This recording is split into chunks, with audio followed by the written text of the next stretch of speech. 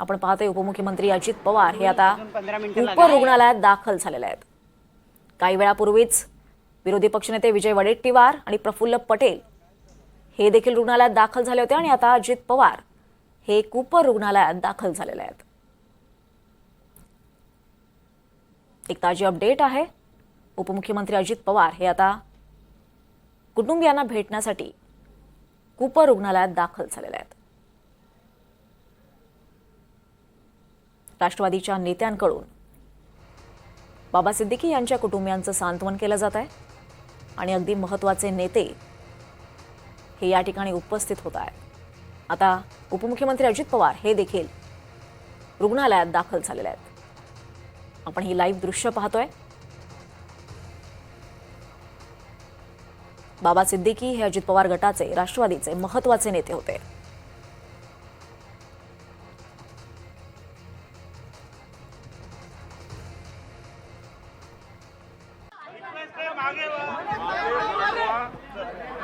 आपण पाहतोय अजित पवार सध्या कूपर रुग्णालयामध्ये दाखल झाले आहेत। सिद्दीकींच्या हत्येनंतर अजित पवार हे मुंबईत आले आहेत। अजित पवार यांच्यासोबत राष्ट्रवादीचे इतर नेते देखील उपस्थित आहेत। प्रफुल्ल पटेल हे अजित पवार यांच्यासोबत उपस्थित आहेत। बाबा सिद्दीकी यांच्या हत्येनंतर त्यांचं शव हे कूपर रुग्णालयात दाखल करण्यात आलं होतं। शवविच्छेदन झालं आणि त्यानंतर आता अजित पवार हे तिथे पोहोचले आहेत। अजित पवार यांच्यासोबत राष्ट्रवादीचे प्रफुल्ल पटेल हे देखील उपस्थित आहेत। शिवाय काही स्थानिक पदाधिकारी देखील अजित पवार यांच्यासोबत उपस्थित आहेत। ते अजित पवार सध्या तेथील पोलिसांकडून काहीतरी माहिती जाणून घेण्याचा प्रयत्न करतात, त्यांच्यासोबत संवाद साधतायत। आपण बघतो या घटनेनंतर खरं तर राज्यात खळबळ उडाली आहे।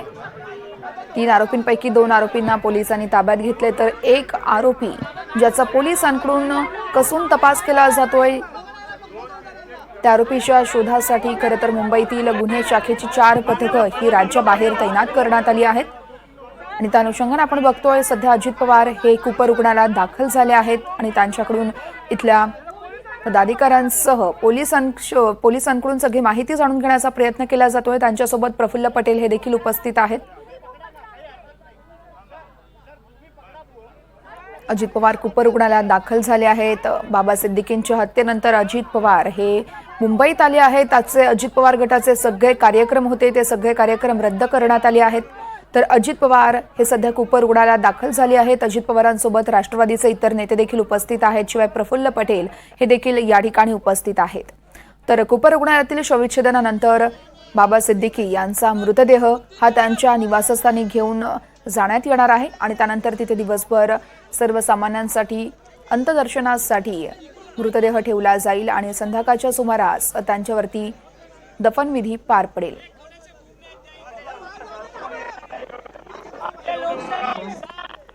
आपण पाहतोय अजित पवार सध्या माध्यमांसोबत संवाद साधणार आहेत। आपण बघूया।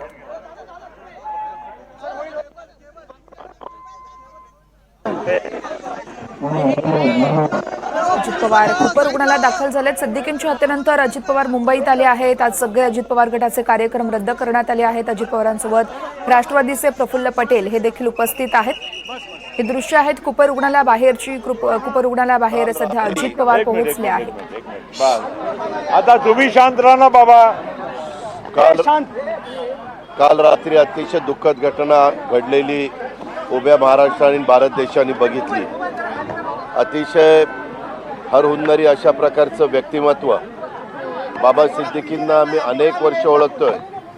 1999, 2004, 2009 3 टर्मला ते आमदार होते। त्यांनी मंत्रिमंडळामध्ये आमच्याबरोबर राज्यमंत्री म्हणून पण काम केलेलं होतं आणि सगळ्यांशी मिळून मिसळून राहणारं असं ते व्यक्तिमत्व होतं।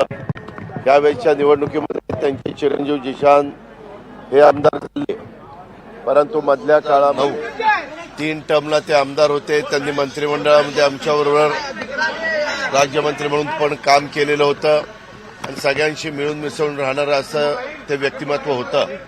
यावेळेच्या निवडणुकीमध्ये त्यांचे चिरंजीव जिशान हे आमदार झाले, परंतु मधल्या काळामध्ये ज्या काही राजकीय घटना घडल्या त्यामध्ये आम्हा लोकांशी बोलून बाबांनी राष्ट्रवादी काँग्रेस पक्षामध्ये प्रवेश त्या ठिकाणी केला आणि एकंदरीतच त्यावेळेस स्टार प्रचारक म्हणून ते संपूर्ण महाराष्ट्रामध्ये फिरणार होते, चर्चा झालेली होती, सातत्याने आमच्या बैठका होत होत्या. परंतु अचानक काल तो जो काही भ्याड हल्ला झाला त्याचा मी तीव्र शब्दामध्ये निषेध करतोय. पोलीस यंत्रणा त्यांच्या पद्धतीने चौकशी करण्याचं काम करतेय. दोघांना ताब्यामध्ये घेतलेलं आहे.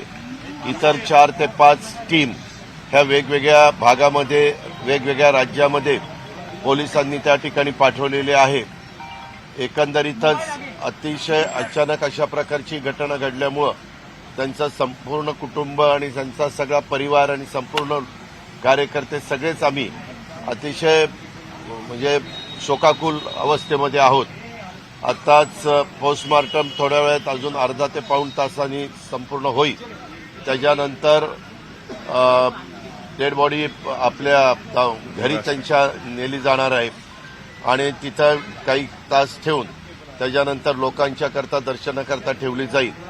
8:30 वाजता मरीन ड्राईव्हला बडा कब्रस्तान आहे, त्या मरीन लाईन्सला बडा कब्रस्तान आहे. त्या ठिकाणी संपूर्ण शासकीय इतमाने अंत्यसंस्कार म्हणजे दफनभूमीच्या संदर्भातलं दफन करण्याचं जे काही कार्यवाही असते ती त्या ठिकाणी केली जाईल अशा पद्धतीचं ठरलेलं आहे. आणि तशा प्रकारचे ऑर्डर पण शासकीय इतमाने अंत्यसंस्कार करण्याचं काढलेले आहेत.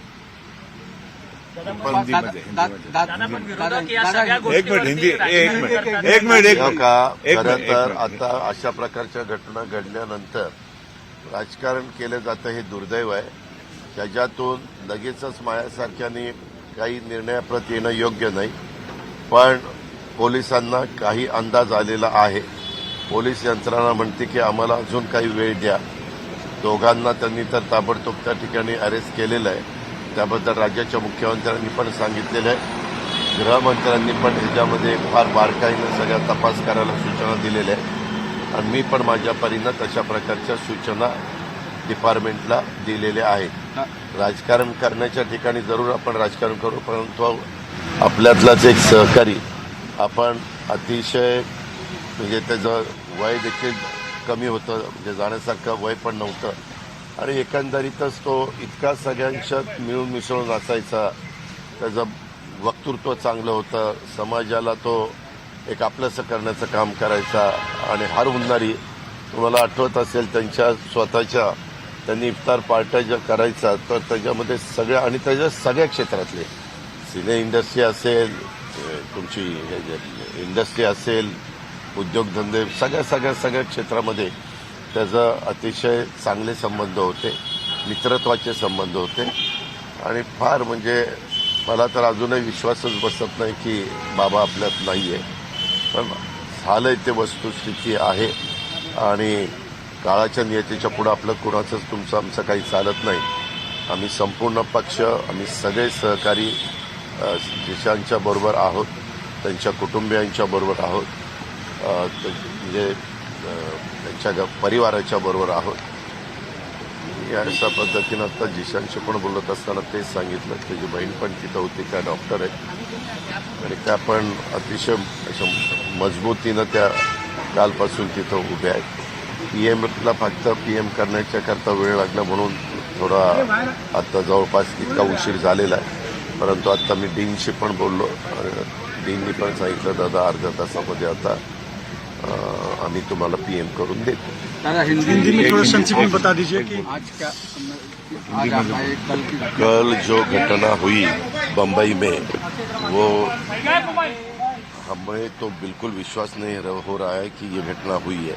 लेकिन हमारा एक नेता बाबा सिद्दीकी ये बहुत सालों से पॉलिटिक्स में काम कर रहे हैं. यहाँ बम्बई में उन्होंने बाबा आपल्यात नाहीयेत यावर विश्वास बसत नसल्याचं यावेळेस अजित पवार यांनी म्हटलंय. पोलीस यंत्रणा हत्येच्या मुळाशी जाईल असं देखील यावेळेस अजित पवार यांनी सांगितलं आहे. पोलीस त्यांच्या परीनं पूर्णपणे प्रयत्न करतात. या प्रकरणाची सखोल चौकशी केली जाणार आहे. दुर्दैव घटनेचं राजकारण करू नये. नेते अभिनेत्यांसोबत सिद्दीकींचे चांगले संबंध असल्याचं देखील यावेळेस अजित पवार यांनी म्हटलं आहे. पण बघतोय बाबा सिद्दीकी यांच्या निधनानंतर हळहळ व्यक्त केली जाते. काल संध्याकाळच्या सुमारास ही सगळी घटना घडली आहे. बाबा सिद्दीकी यांचा त्यामध्ये मृत्यू झाला आहे आणि सकाळी पहाटेच्या सुमारास बाबा सिद्दीकी यांचा मृतदेह हा कूपर रुग्णालयात दाखल करण्यात आला होता. त्यानंतर त्यावरती शवविच्छेदन केलं जात आहे. सध्या अर्धा ते 1 तास लागणार असल्याची देखील माहिती ही देण्यात आली आहे आणि त्यानंतर त्यांचं मृतदेह हा घरच्यांकडे सुपूर्द केला जाईल आणि संध्याकाळी त्यांच्यावरती दफनविधी देखील केल्या जाणार आहेत.